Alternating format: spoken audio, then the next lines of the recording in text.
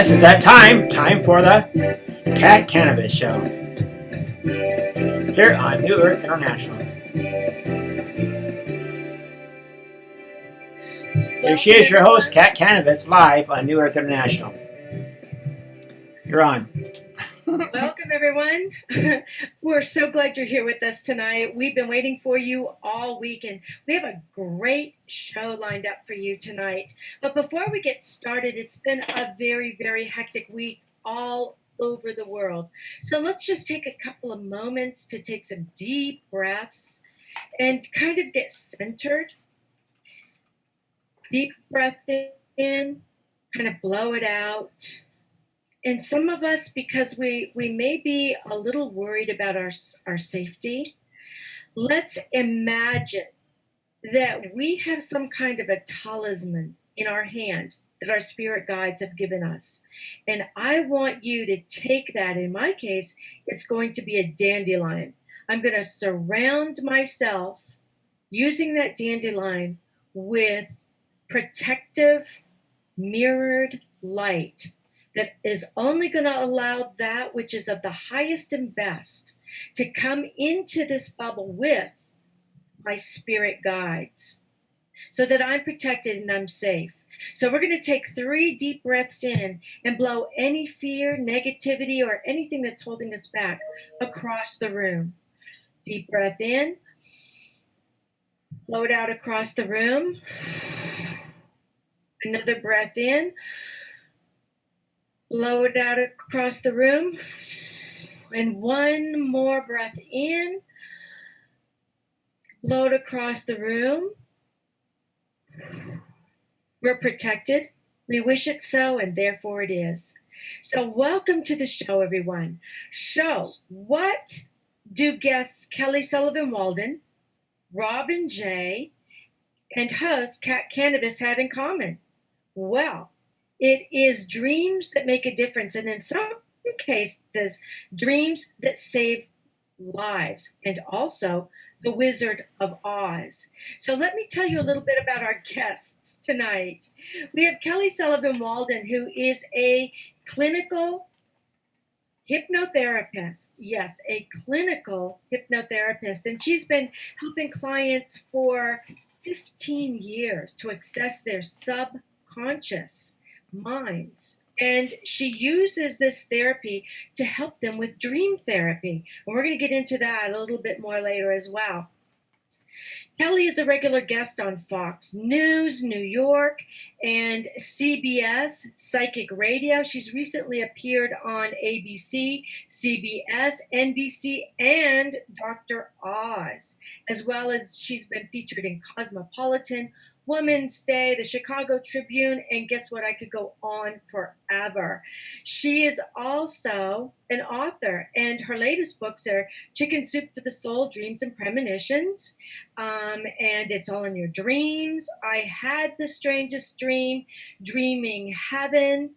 She's also got Dream Oracle cards, and her latest book, Love, Sex, and Relationships Dream Dictionary. We're going to get into that too. Let me tell you about our second guest, Robin J. She is an award-winning filmmaker. She's also an author, speaker, and publisher. She began her career as the queen of the business lunch. And we're going to talk about that as well, because I think it's really important. If you want a career, sometimes you have to know how to network, and Robin J. is the queen of that. In 2006, she founded the Las Vegas Conventional Speakers Bureau. But what I know her the best for is the film The Secrets of the Keys, which features a fun and engaging fictional story along with testimonials by people who have said that her film has made a difference in their life. And this film that I watched, I was absolutely dumbfounded, runs parallel to my book, Surviving Cancerland, in which spirit guides came in and they told me that if I followed their information, I would not die from breast cancer. And basically, that's what this awesome, awesome film is all about. So, welcome to the show, Kelly Sullivan Walden and Robin J. Thank you. Great to be with you, Kat. Sorry, my internet connection just like popped out right there in the middle. I'm sure my face was frozen looking, so sorry about that. I think we should be stable now in all meanings of the word. I hope. That's quite all right. I'm actually in my library because our internet has been bad all day. But right now it looks like midnight outside because we have tremendous storms coming in. So I'm hoping that it waits until we're done with our show, and it can do anything it wants out there. But right now the skies are extremely threatening, and I keep hearing thunder rolling through. So anyhow, let's start with Robin J. Robin, I know that your film just won some incredible awards. And Kelly and I had you on another radio show that we have. She's the host and I'm the co-host, which is Dreams Unzipped. And we had a blast on that show. So yes, we did. Give our audience a little taste of your film. Well, to summarize this story, I actually wrote, produced, and co-star in the film. And my character, if you can see some of the characters in here, my character, Elizabeth, gets a call from her doctor that it's not very good news. And she's absolutely slammed by it and dumbfounded and sits down on the bench in the park where she was when she got the call. And she starts to encounter the most fantastic people. She gets this life-altering phone call from her doctor. It's not a good prognosis. And she starts to meet these experts who show up in her world. And then her spirit guides appear before her and make her a job offer. So as dark as the subject matter sounds, it's really a fun movie. And that was my goal. Remember in Mary Poppins when Julie Andrews sang "A spoonful of sugar helps the medicine go down"? That was kind of my attitude for this film, because I had seen so many personal development, empowerment films, and they're worse than reading a book because they just go on and they're disjointed, and talking head documentaries is what we call them. And I thought, okay, I want to raise the bar on the entire genre by making it really entertaining and a really good story. So it's very real life. I mean, when bad things happen, we don't stop making jokes. We don't, just get dark and depressed. We cope, and a lot of the coping comes from humor. And so I recruited some of the most incredible experts. Some you may know and some you may not know. And who are they? Well, we have Don Miguel Ruiz, who wrote The Four Agreements, Reverend Michael Beckwith from Agape, Daniel Brinkley, who wrote Saved by the Light. He was struck and killed by lightning and was clinically dead and came back. Fascinating story. And Saved by the Light was made into a film on the Lifetime Network, and it was their highest rated movie for a very long time. And then I have Brian Tracy, who's just an amazing business guru, John Assaraf, who was in The Secret, and Gloria Loring, singer, songwriter, and actress. And then if you open up, you can see all the other experts that appeared in the film. And one of the things that I thought was super important to share in the movie was to avoid those bright sound bites that so many of these movies have. Sounds like an airplane is landing. Yes, it does. Where is that? I don't know what that's from. I don't know either. Okay. It's the attention span of an ad. I'm telling you, that's what it takes to make a movie. In the other movies, they just get so, they're just saying trite sound bites that really don't resonate with us, that don't mean anything. And what I wanted to do was get the right experts and encourage them to share deeply personal stories, in many cases, stories that they hadn't shared with anyone before. And the experts just hit it out of the park. I mean, their quality of their stories. Gloria Loring talked about how she lost her both parents within 3 months of each other, and how depressed she had become. And she had such a low vibration. A lot of people don't understand the key of vibration. The film focuses on 7 keys. Those are appreciation, passion, courage, faith, harmony, vibration, and empathy. And so all of those are critical to living a really happy life You want to be happier, you have to have those in alignment. And so she talked about how she just had this terrible vibration. She just felt, what's the point of going on? Why live? Why bother getting out of bed in the morning? And then she had this revelation where she thought, I'm here. And when the grief comes to me in an authentic form, I'm going to deal with it. And otherwise, I'm not going to dwell in that low vibration. And she got on with her life. And those are the kinds of stories that are so inspiring. Even we have an expert, Kate Emerson from South Africa, who talks about decluttering your home, your body, your environment. And you wouldn't think that would, be appropriate in a personal development movie. But here's the thing. It keeps you from living light, living large, as she says. You have to be able to get rid of that clutter because it weighs you down. And if it doesn't serve you, if you haven't worn that outfit in more than a year, donate it. Get rid of it. Exactly. So we Same talked thing about in your life. on the radio show. And, Leslie Stein, who was one of the first women to attend West Point, talks about overcoming her fear and wanting to not be a liability to her group and instead to become an asset. And that's what drove her to become an asset for her team. And so in this film, though, The Secrets of the Keys, you are suddenly confronted by spirit guides. So how does that work? Did you, in the movie, did you fall asleep? Was it part of a dream, or how did that work?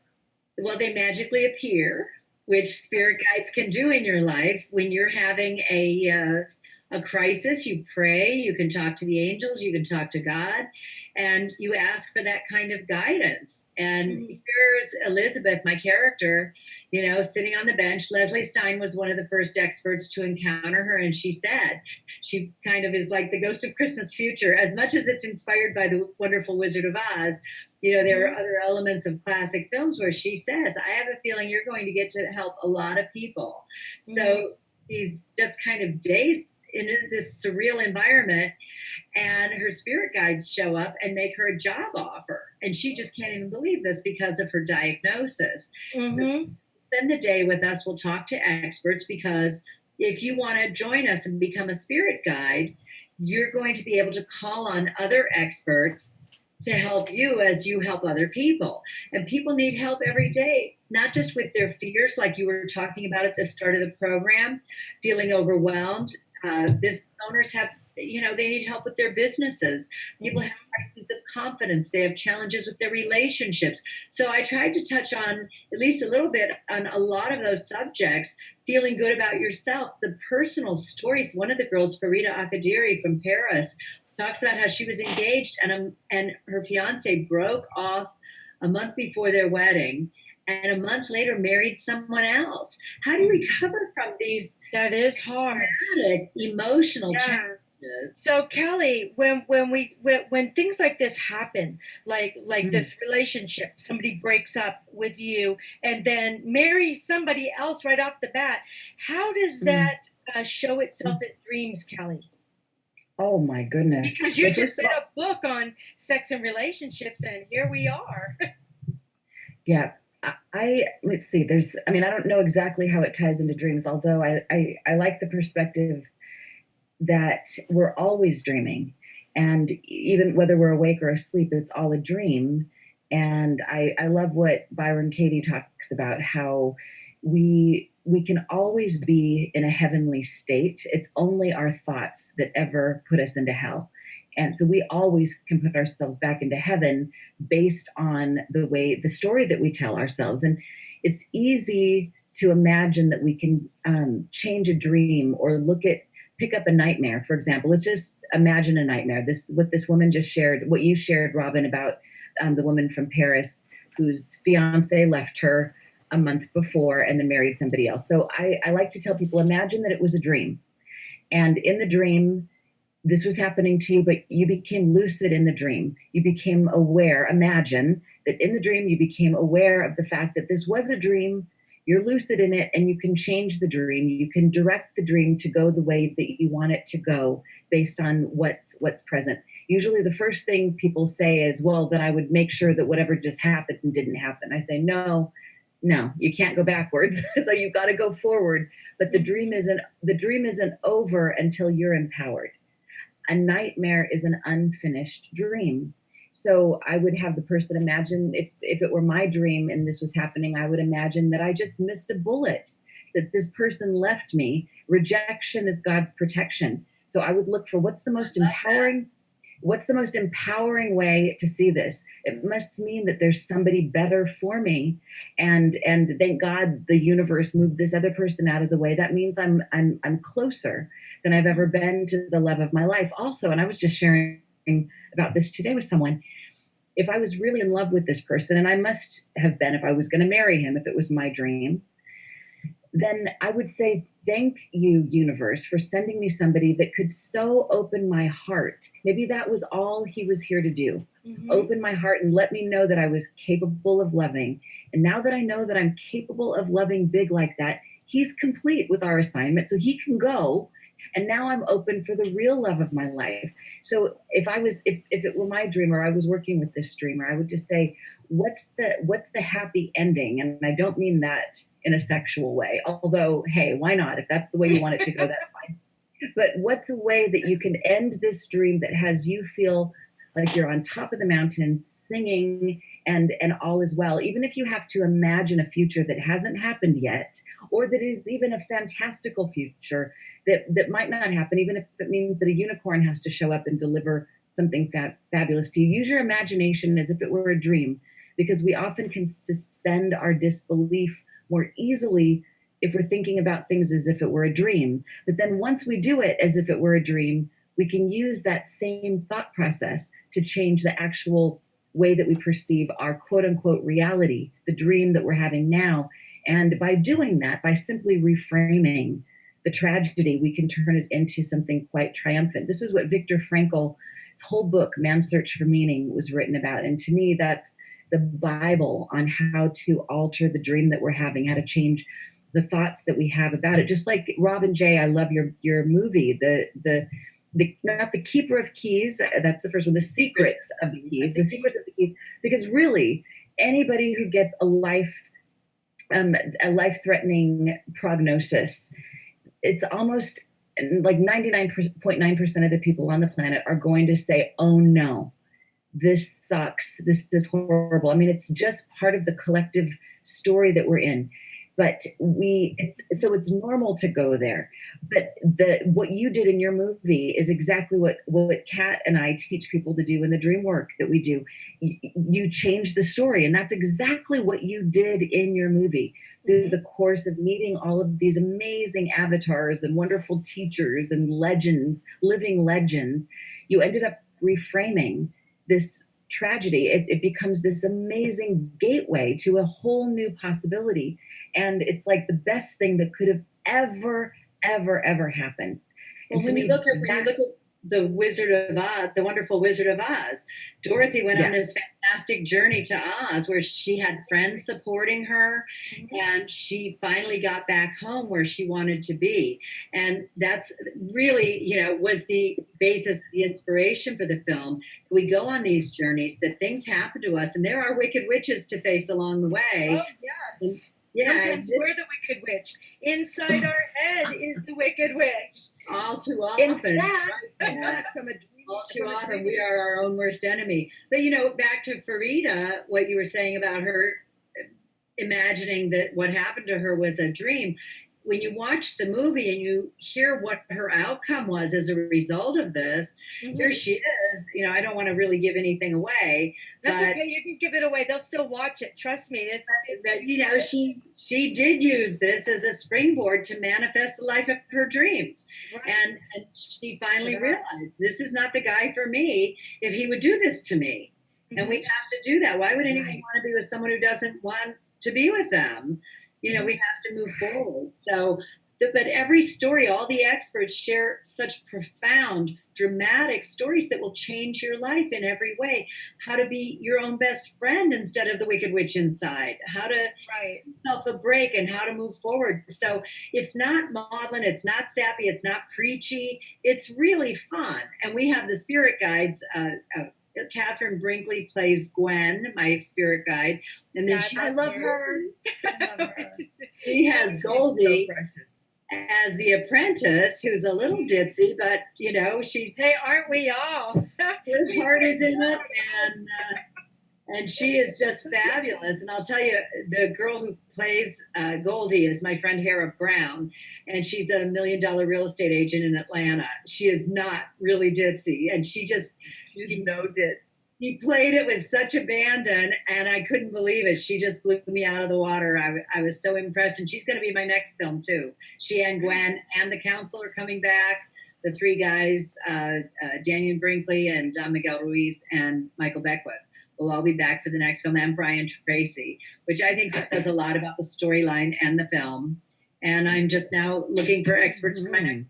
So anyone who has We had Dr. Terry. You had Dr. Terry Gordon in that film as well, and we're going to interview him. I've already interviewed him once, and oh my goodness, he's just marvelous. And the challenges that he's had in his life are amazing. But I always say those things that don't kill you make you stronger. But one of the things I really liked about your film is, like Wizard of Oz, Dorothy was dreaming. She was knocked out from a hurricane or a tornado. That was it, a tornado. Mm-hmm. And she had this marvelous dream where she was in search of the Wizard of Oz, the wizard that had all the answers. And aren't we all? Isn't that why we're all here on Earth? And your movie shows that again when all these spirit guides come in to rescue the woman who has received, who is you, who has received this horrible news that right away it's health related and it's not good. So as soon as I saw that, when I was watching the movie, the goosebumps just went all over my body, and I heard this voice in my head say, should we turn this off? And another voice said, no way, I will slap your hand if you reach for that button. Because it was inspired by what happened to me in 2001. I got a call like that from my doctor, that I didn't think I was going to make it till the end of the year. And it was funny because when we were filming and I was doing that crying scene, that I'm not that good an actress. I was kind of having a flashback to how that happened. And even when my director called cut, I couldn't stop crying. I was just having that moment that was so authentic. I was losing my eyelashes. The glue doesn't stay on, folks. Anyway, it was, it's funny to me now because I'm fine and I got healed. But the ending of the film is very controversial, I think, because it's probably not what most people expect is going to happen in the film. And because you think that they would expect that because of all this, you're going to get better and you're going to live forever. I don't want to reveal it. Shh. You know what? You have to watch the movie to know. Here's one thing that I think that what the cliffhanger really is the wisdom that you accumulate along the way, and what actually happens. I don't know that would, if anybody wants to make a guess, I don't know that would stop them from watching it, because the real gold is in each moment of each encounter with each expert. So I think people just never want to reveal how a movie ends. You never want to. Sure. When it's unexpected. Kat, I wanted to just say one thing about Robin's movie and also The Wizard of Oz and any great story. From a dreaming perspective, Carl Jung, the late great father of psychotherapy, said that everyone in our dreams is us. Mm-hmm. So we are the Wicked Witch. We are the angel. We are the good witch, the bad witch. We are the scarecrow. We're the munchkins. We're all those wise people that come marching through in the secrets of the keys. We're all of those people. And so to me, I think the ultimate goal in dream work, it isn't just about getting good at interpreting dreams, although that's a part of it. That's kind of a step along the way. That's like learning the language. But the ultimate goal is it's like you cross the line to the end of victimhood. There's no more victimhood. There's pure empowerment. When you realize there's no one doing anything to you, the universe is truly conspiring on behalf of your greatest good. Period. End of story. Even if there's a witch that shows up in your dream, if there's somebody that's the doctor that gives you the prognosis that says you don't have long to live, and you think that that's an enemy, embrace that as an aspect of yourself that's revealing something that's probably valuable if you embrace it. My fear formula, and I write about this in two of my books, actually, in It's All in Your Dreams, and most recently this one, the Love, Sex, and Relationship Dream Dictionary, that fear stands for, this is what you do when you encounter fear. You face it, embrace it, ace it, and replace it. And by the time you've done those 4 steps, you've alchemized it. There's no more enemy. There's nothing to be afraid of. You can stand with your arms outstretched wide and not be afraid that lightning is going to strike you if you open your heart and open your soul and breathe. And that's the goal, is to get to the place. Daniel Brinkley, who's been struck by lightning twice. But even still, if that happens, look at him. Yeah. I mean, my God, He's still kicking. him. Well, my purpose, Kelly, in doing the movie, my ultimate goal and purpose was to empower the viewers, and I really want to help people appreciate every day that they have on Earth. Life is so precious, and even if you're struggling, if you're having a challenge, my daddy always says, if you have your health, you have 1,000 problems. If you don't have your health, you only have one. And if you have a job, you have 1,000.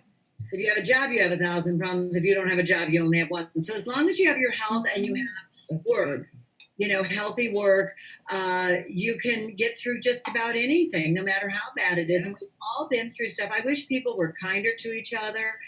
You notice, in traffic, road rage, people are just like wound up and they're at their last nerve. And I just commented on my Facebook page this week that even car commercials are like so violent. They're driving down the road against each other. And I'm like, okay, peace, folks. Settle down. Everybody's dealing with something. Imagine that 8 out of 10 people you encounter in traffic, this one's dealing with bad news from a doctor. This one's dealing with relationship troubles. This one hates their job. Everybody's coping and dealing the best they can. And if we could just be more kind to each other, and I think by empowering them with this film and the deep messages that I shared in it, I think it's transformational that way. I don't know how you could watch my movie and still have the same fears that you had when you started watching it. Oh, I don't think so. I know that when I found that I had stage 4 recurrence, 9 by 11 centimeter tumor, I remember I was so frightened because nobody really survives that I had known of at the time. But I remember with my spirit guides actually coming into my dreams, just like in your movie, and saying, you are going to be just fine, do this, this, and this. I suddenly realized that death was not an enemy. Death is a friend that's going to visit everyone. So embrace him and don't focus on death. Focus on living, because death is going to come soon enough, and you don't want to miss life because you're focused on something that's going to happen in the future. Nobody can live forever, but the goal is to learn as much as you can before you go. So Kelly, when you're dealing with your clients with dream therapy, how do you help them embrace their fears? Because I know that they're going to come to you with those fears. Otherwise, they wouldn't seek therapy. When you're happy, you're not going to seek therapy. Oh, I'm here because of people think.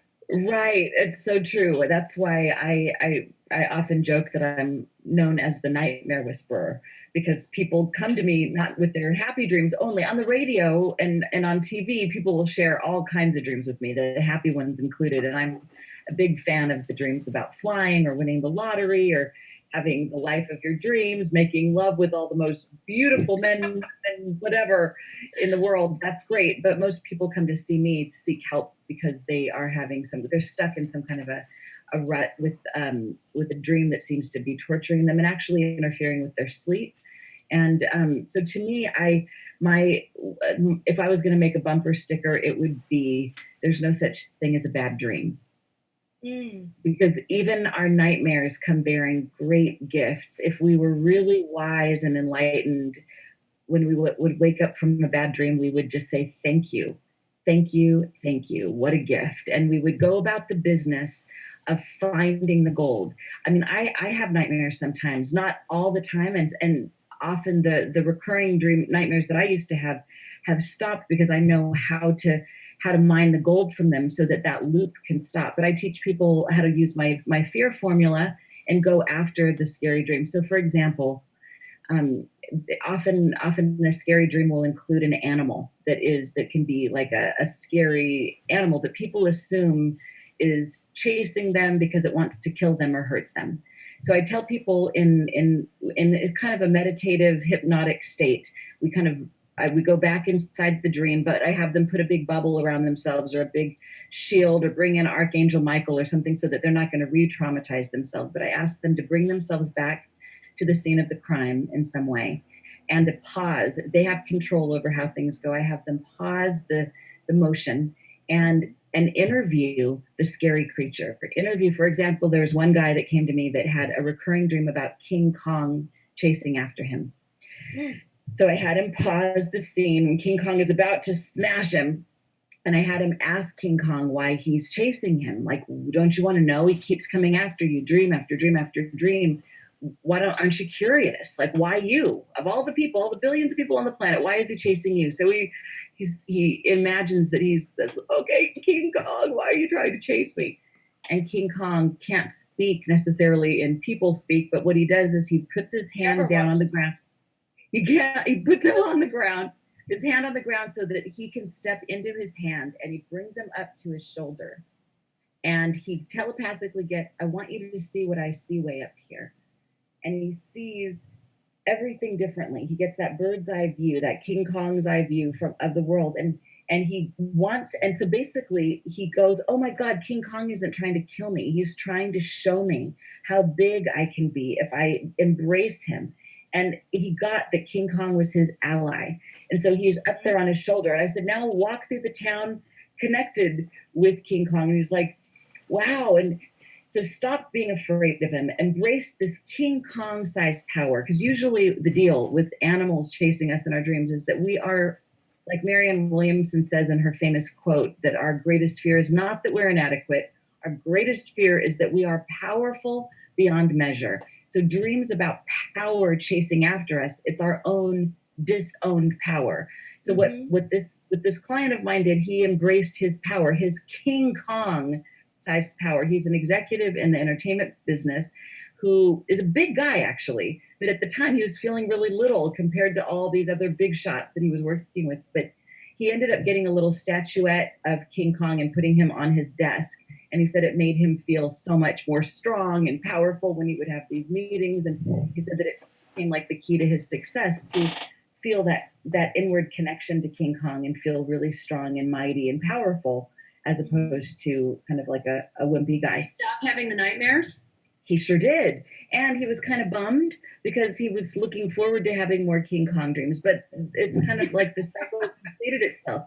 Once and you can do that. You can just fast forward. You never have to have another scary recurring dream ever again. If you just go deliberately headlong right to the gold, then there's no need for it to continue. It's like you've completed it. You've gotten the gold. Now it's time for a new pattern. And you can do that with life too. If there's a recurring theme, a financial challenge, a health challenge, a relational challenge, whatever it is, if you say, okay, universe, I'm tired of running from this thing. I can run, but I can't hide. What I resist persists. So let me just pause. Let me move toward it instead of running from it. Let me go right to the gold and get that gold, because you don't want to leave that gold behind. It's got your name on it. It's only for you, and it's going to make your life better. So you go after it. And it makes a huge difference. And so the rules of dream work apply to life as well. So Robin J., in the movie, The Secrets of the Keys, the spirit guides or the angels were kind of the King Kongs. They were coming to her, and when I was watching the film, it was like, who are you? What are you doing here? And she was a little taken aback at first. You were taken aback. So how did you actually film that part of the film, or write in that part of the film from your life? Were you a little nervous about your spirit guides when you first saw them? No, not at all. Not at all. It's interesting because when I was healed in 2001, everything was very different. I didn't have a vision like you did with your spirit guides. I actually went to an energy healer. I don't discuss it a lot because there's so much disbelief in the world about this sort of thing. Oh, we all believe it. You can discuss it here. These listeners believe. Right. Mhm. So I actually went to an energy healer who worked on me, and I went back for a follow-up CAT scan. And I was scheduled for surgery with the head of thoracic surgery at UCLA, going out of Las Vegas. We always joke the best healthcare in Las Vegas. When you need a good doctor, go to McCarran Airport. You know? I'm sorry, Las Vegas. I've lived here for 40 years, but we have UCLA and USC and great hospitals nearby. So I was scheduled for surgery at UCLA, and I went down to see this energy healer. And it was funny because I couldn't get in for a CAT scan before the surgery. And I called my doctor, who had been a friend of mine before she became a doctor. And you need juice. In the medical profession, you want a good doctor, you need juice, right? What do you mean you need juice? What do you mean juice? What like pull, like you need influence. You can't just be part of the system. You need to be able to pick up a phone call and call your friend the doctor and have her make a phone call for you. And it's unfortunate the way things are now. That's why there's some of those boutique medical practices where if you have something like high blood pressure or diabetes, something where you need consistent care, it'd be worth it if you could afford it to go have that kind of like your own private doctor, like the old days of Marcus Welby or really dating myself with that reference. But anyway, she called me and she said, "Can you go tomorrow?" And I got into the radiologist and I had a follow-up CAT scan. And the day that she called me with the bad news was like I had just gotten home and was barely putting on my makeup. Well, it was the very next day, and I called her and she said, "Oh, I was just going to call you. I don't know what the hell he did, but cancel your surgery." And it was just a miracle. I wasn't meant to die yet. It wasn't my time. And I believe making these movies, I'm going to get choked up now talking about it, but I believe it's okay. We did. My purpose, Kelly and I did on the other show today, is to make these movies and empower people, and that is my life's work. I have a friend who talks to the angels all the time, and she said, "God doesn't call the qualified; He qualifies the called." And I have felt called ever since I was a little kid. I just didn't know what it all meant, and so it all came together with this. It was very different. I love that. You experienced, Kat, but it was definitely dramatic. And I created once I was better, I was so unhappy with my work. And I thought, I'd really like to write. And that's why, I love the segment in the film where John Assaraf, we were sitting on the beach. And it's really an amazing scene because he picked up some sand and he said, "Imagine if the time we have left is the sand in my hand." And he poured it from one hand into the other and back. And he said, "And when it's gone, that's it." And if everybody would just take a moment, we all know someone who's passed. Oh, yes. I just stayed with a friend in Ohio. I went to see her because her husband died last year. And she said, "I just never thought he was going to die." And I said, "Really? No one's getting out alive." And she said, "I just never thought he was going to die. Do you ever think you're going to die?" And I'm like, my whole movie's about that. She hasn't seen the movie yet. And no one's getting out alive. We have to make every minute count. And that's why I want to make my time important, helping other people to embrace their lives and make the most out of it and do things like you girls are doing, like writing books and talking to people and empowering everyone. You're making a difference in your life. And that's so admirable, instead of the people who are just in their own little world, trying to get by. We're capable of so much more. I just said to someone on a call yesterday, I said, you cannot dream a dream that you don't have the capacity to turn into a reality. Jack Canfield said that in my first film. You can't dream a dream that you can't achieve. If you can think it, you can achieve it. And I did my job selling advertising and say, "I'm going to make a movie." No, I built up to it. First, I wrote a book. Then I was in Chicken Soup for the Wine Lover's Soul, as we talked about. Oh, that's right. We're all in Chicken Soup for the Soul. A plug for Chicken Soup. Yes. And then I published 3 anthologies. And at that point, I'd been in a movie. And I was like, I think I could do that. and I built up to it. It's not like I quit one job and suddenly said, I think I'm going to direct, produce films. It wasn't like that at all. And my big forte is writing. And so I was a writer, and then I learned I have to be a speaker if I'm going to be a writer and sell my books. And it's an evolution. So, we don't just jump out and say, declare we're going to do something that we're not prepared to do. Right. We build to it. And I love this. And that's why I can't wait to make another film. I love the medium. I love the creative process. And it takes everything that I've ever learned in my whole life to do this successfully. The film's it's a big job. just a distribution deal with Beyond Words Publishing. And that's the company that took The Secret to such blockbuster success. They have 3,000 independent distributors around the world, and it's on their site now at Beyond Word. Word is singular.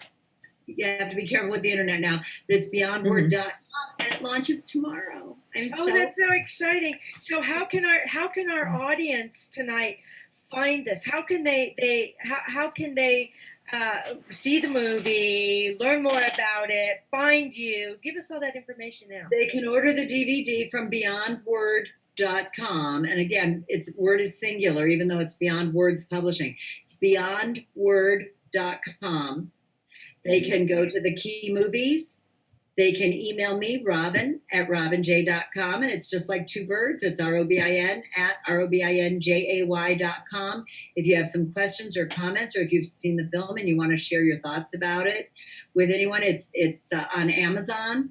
And it's anywhere films are sold. That's great. That is great. So, Kelly, I've got, I made posters out of all of the sayings that I put at the beginning of my book of Surviving Cancerland, Intuitive Aspects of Healing. And one of them is, you're never given a dream without the ability to make it come true. And so if you can dream it, you can do it. Because if you think about it, everything that we have, the chairs we're sitting on right now, started out as a dream. You had to have a need, and then you had to think about it. And once you thought about it in that fifth and sixth dimension, you kind of put it together as pieces of a puzzle in your mind. Then you started building the parts on the earth plane. You brought it into the third dimension, put it together like pieces of a puzzle down here, and boom, you made a dream come true. And we are so capable of doing that. And we underestimate what we can do with our dreams. We underestimate it. Absolutely. One thing I think is really powerful. I don't often talk about this, but one of the things that got me into doing dreams was a really dark night of the soul. And I think one of the connections you said at the beginning of the show is what do we all have in common?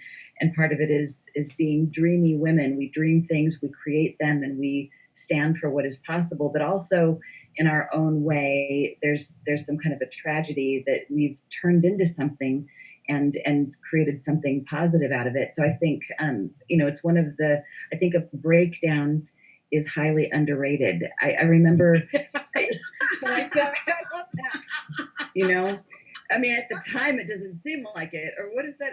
A breakdown is a horrible thing to waste. I worked hard for this breakdown, and by golly, by George, I'm going to have it now. I'm going to have it, and I'm going to milk it for all it's worth.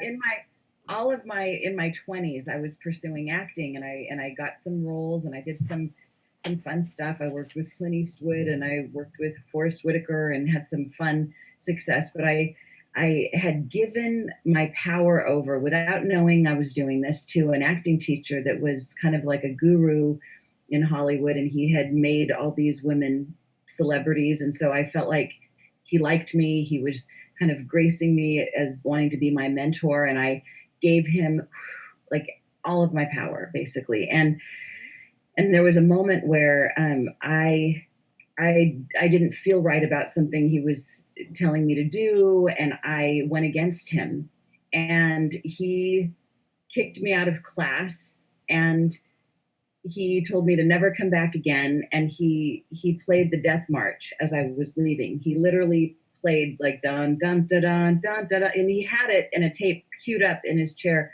next to his chair, so that he could play that power card whenever he wanted. And he did that from time to time. I just never thought he would do it for me because I was such the good girl. I was so like, I'll do anything to make daddy happy.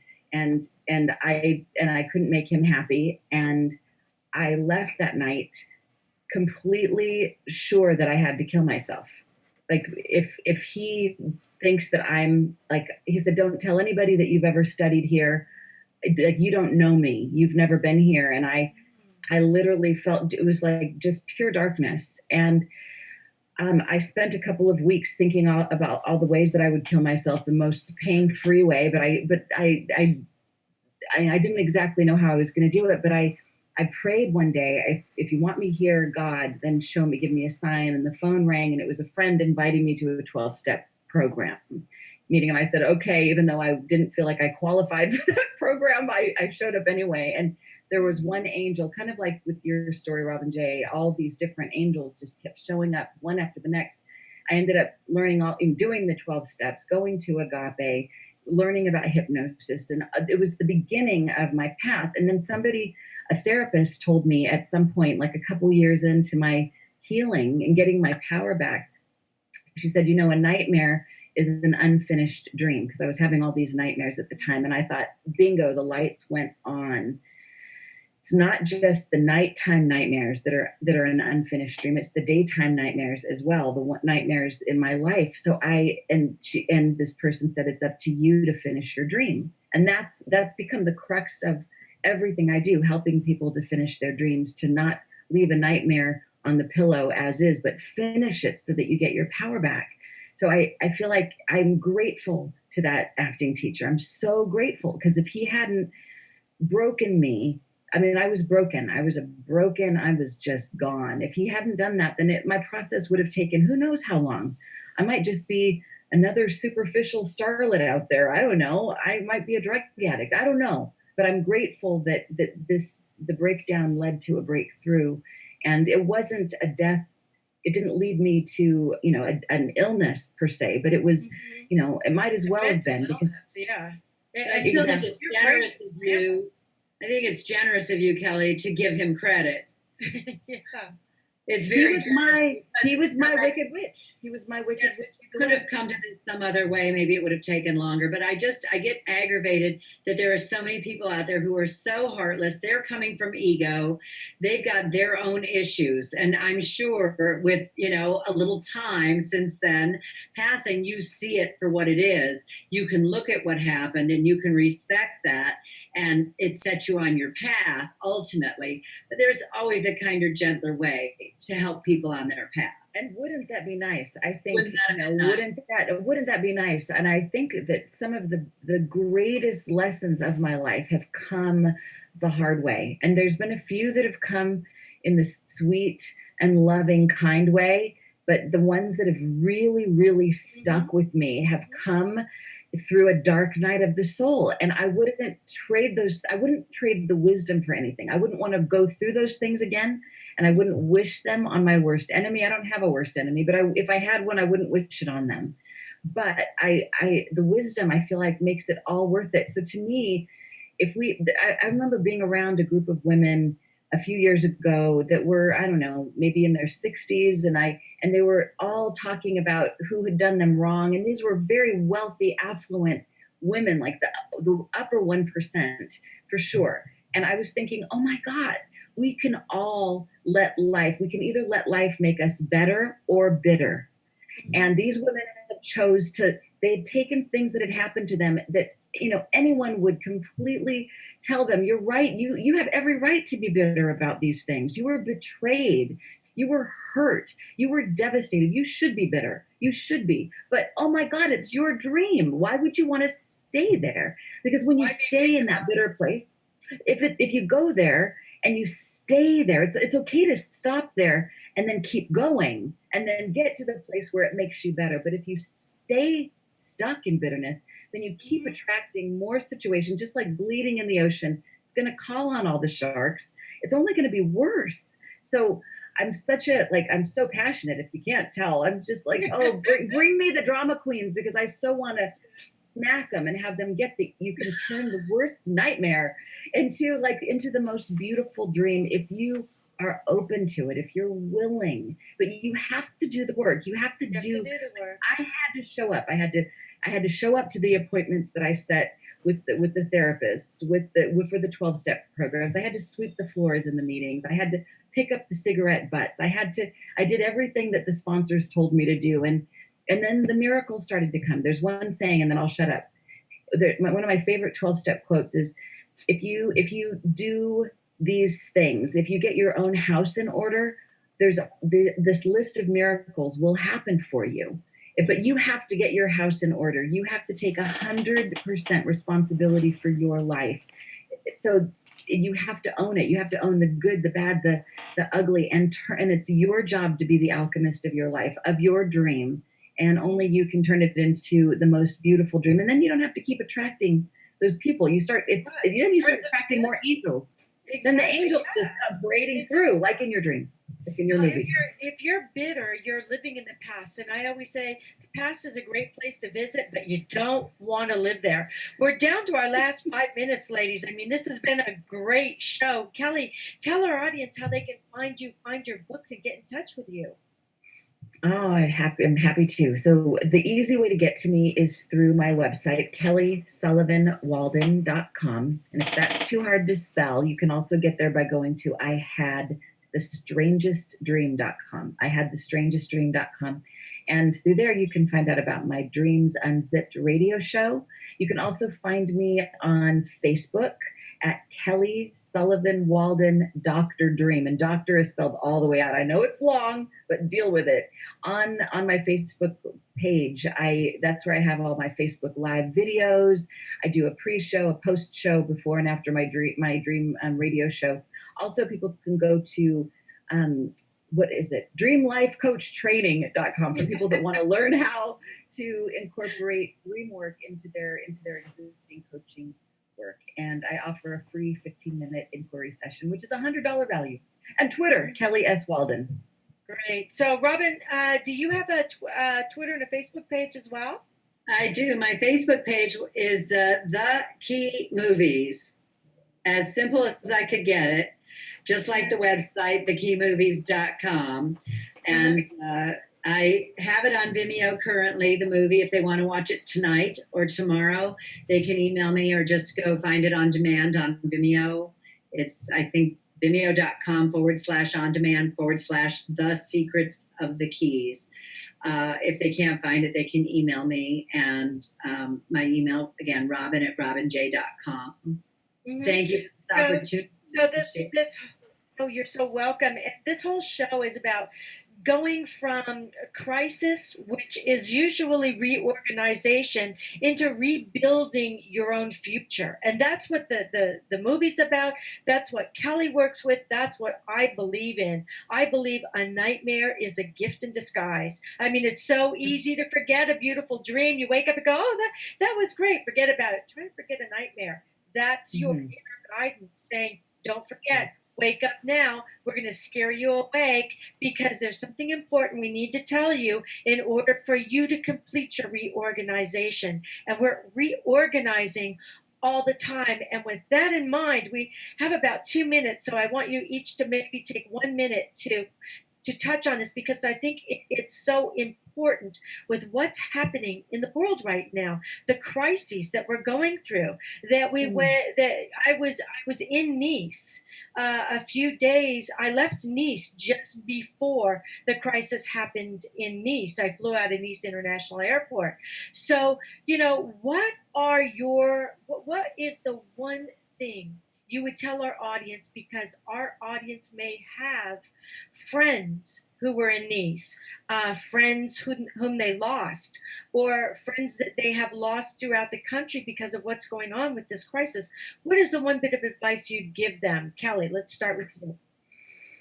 I think when we stop living, the terrorists win. So I feel like we need to live fully every single day. We cannot let one day or even 1 minute pass by without doing what's in front of us, loving the ones we're with, loving the projects we're with, loving whatever is right in front of us.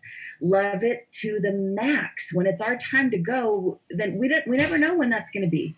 we never know. If one of my dear friends was in Nice and crossed the street, he turned left and everything happened off to the right. He like was literally inches away from what had happened. And so it's like you never know. So in order to not live in fear, just live in love fully. Know it's a dream and you can dream it in the best way possible. And everything is ultimately operating on behalf of your greatest good. Oh, thank you. And I agree. I think a terrorist is just a bully with a bomb.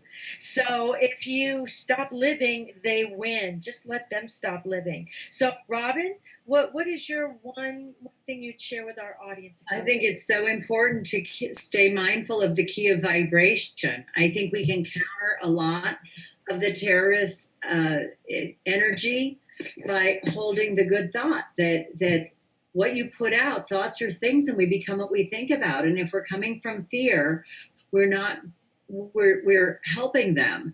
So along with what Kelly said about getting on with our lives and living our lives, we still have to vibrate at that higher frequency. And the way you do that is through meditation and picturing a peaceful society and picturing nothing's going to go wrong. We're going, I traveled over the 4th of July as well. And you're more alert, you're more aware, but you hold that vibration that everything is just fine, everything is going to be good. I'm not saying the people that got harmed weren't thinking that, but if everybody in the world would think a really positive vibration, we would see a change in the world. And let's hold on to that. We have run out of time, and if I had one thing to tell all of you listening, dream beautiful dreams through the crisis, because remember, you've never given a dream that you can't make come true. So dream positive things for the world, and let's see if that doesn't help the world. Thank you, ladies, so much for being on the show with us tonight. And audience, make sure you come back next Monday. We always have wonderful guests for you, and we're doing this for you. So have a great week, everybody. And thank you, Kelly. Thank you, Robin, for being on the show. And thank you, Rachel, our producer. Thank you, Rachel. Thank you, Kat. Thank you so much. I appreciate you so much. Thank you, Robin.